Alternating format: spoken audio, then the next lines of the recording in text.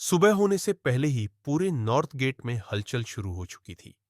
ठंडी हवा में मशालों की लौ कांप रही थी और जमीन पर तलवारों की हल्की खनक गूंज रही थी।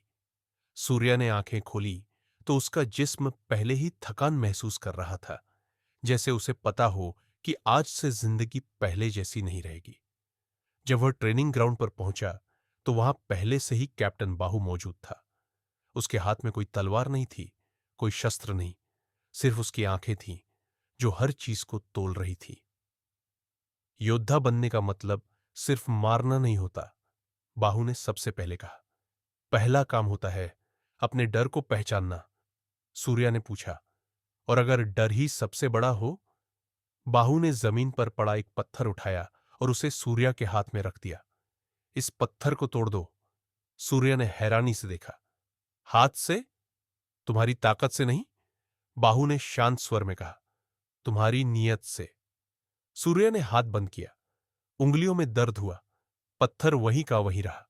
उसने फिर जोर लगाया, पर सिर्फ उसकी सांसें तेज हो गईं। बाहू ने धीरे से कहा, तुम पत्थर को नहीं तोड़ रहे, तुम अपनी कमजोरी को तोड़ रहे हो। सूर्य ने आंखें बंद की। उस लड़की का चेहरा, वह शहर, वह लाशें, सब एक साथ उभर आए। उसके हाथ कांप रहे थे, पर इस बार गुस्से से नहीं, फैसले से। पत्थर टूट गया। सूर्य खुद हैरान रह गया। उसकी हथेली से खून टपक रहा था, पर उसकी आंखों में पहली बार कोई नया उजाला था। बाहू ने सिर हिलाया। यही है पहला कदम। अगले महीने सूर्य के लिए वक्त का मतलब बदल गया। दिन शुरू होता था मिट्टी में गिरकर और रात खत्म होती थी थके हुए शरीर के साथ। पहले हाथ से लड़ना, सिर्फ मुक्के और बचाव। बाहू उसे गिराता, फिर खुद उठाता। हर बार एक ही बात, दर्द से भागो मत, उसे समझो। फिर तलवार। सूर्य की कलाइयों में छाले पड़ गए। कई बार तलवार हाथ से छूट गई। हर बार बाहू उसे देखकर कहता, तलवार तुम्हारी दुश्मन नहीं है, वह तुम्हारा इरादा पहचानती है। और अंत में तीर कमान। यहां सूर्य बार बार चूक जाता। तीर निशाने के पास जाता, पर लगता नहीं। तुम दूर को देख रहे हो, बाहू ने एक दिन कहा, पर तुम रास्ता भूल रहे हो। तीर तब लगता है जब मन शांत हो। 6 महीने बीत गए। सूर्या का जिस्म बदल चुका था। कंधे मजबूत हो गए थे, आंखों में तेज आ गया था, पर उससे भी ज्यादा उसकी सोच बदल चुकी थी। अब वह लड़ना नहीं चाहता था, वह समझना चाहता था। एक शाम बाहू उसे नॉर्थ गेट के अंदर ले गया, एक अलग ही हिस्से में।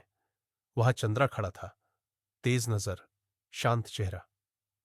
यह रहा तुम्हारा सेकंड इन कमांड, बाहू ने कहा। आज से यह तुम्हारे साथ रहेगा। इसकी जिम्मेदारी तुम्हारी है। मेरे बेटे जैसा है यह। चंद्रा ने आगे बढ़कर सूर्य को नमस्कार किया। आज से मैं आपका साया हूं। सूर्य थोड़ा घबरा गया। मुझ पर इतना भरोसा? बाहू ने कहा, भरोसा देना ही नेतृत्व की शुरुआत होती है। उस दिन सूर्य ने पहली बार अपनी टीम देखी। मंगल, जिसका तीर कभी चूकता नहीं, बुद्ध, जिसका शरीर पत्थर जैसा था, और तारा, जो मुस्कुराते हुए भी हड्डियां तोड़ सकती थी। चंद्रा ने सबसे मिलवाते हुए कहा, कल हम अमृतवा राज्य के लिए निकल रहे हैं। फरी करने? सूर्य ने पूछा। समझने के लिए, चंद्रा ने सुधारा। युद्ध बाद में। अगला दिन सुबह का था जब बाहू उनके सामने आया। उसकी आवाज गहरी थी। तुम लोग अब शहर के योद्धा नहीं हो, तुम छाया हो। जहां जाओगे अपनी पहचान छोड़ देना। तुम्हारा हर कदम किसी और की जिंदगी बदल सकता है। सूर्य ने झुककर नमस्कार किया। मैं लौटकर आपका सिर झुकने नहीं दूंगा।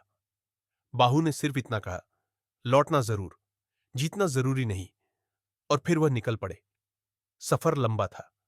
पहाड़ों के बीच से गुजरते हुए जंगल की शांति को चीरकर उन्होंने देखा कि राज्य के बाहर दुनिया कितनी अलग है। गांव जले हुए थे।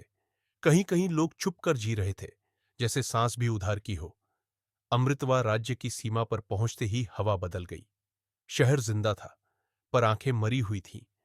यहां लोग हंसी से ज्यादा चुप रहना जानते थे। बाजार में सब कुछ मिलता था, पर किसी के चेहरे पर सुकून नहीं था। हर कोना किसी न किसी का डर छुपा रहा था। टीम अलग अलग जगह फैल गई। मंगल ने एक लोहार के यहां काम शुरू किया। तारा ने वैद्य के साथ रहना शुरू किया। चंद्रा शहर के रक्षकों के बीच घुस गया। सूर्या ने एक साधारण मजदूर का रूप ले लिया। हर रात वह मिलते, छोटी सी झोपड़ी में। यहां का सच खतरनाक है, चंद्रा ने एक रात कहा। जो लोग राज्य चला रहे हैं वह सेना नहीं, वह डर का बाजार है।